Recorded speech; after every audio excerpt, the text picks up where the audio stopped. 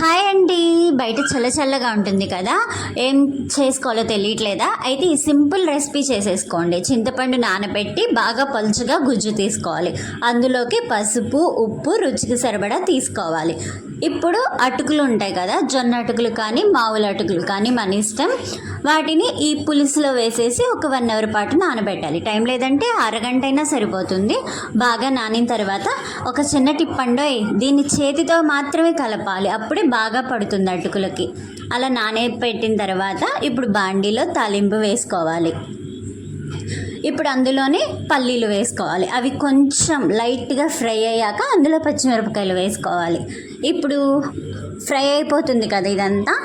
ఇప్పుడు నానబెట్టిన అటుకులు ఉన్నాయి కదా, నేను గంట నానబెట్టాను. గంట తర్వాత ఈ విధంగా ఉంటుంది. దీన్నంతా ఇప్పుడు ఆ తాలింపు ఉంటుంది కదా అందులోకి వేసేసుకోవాలి.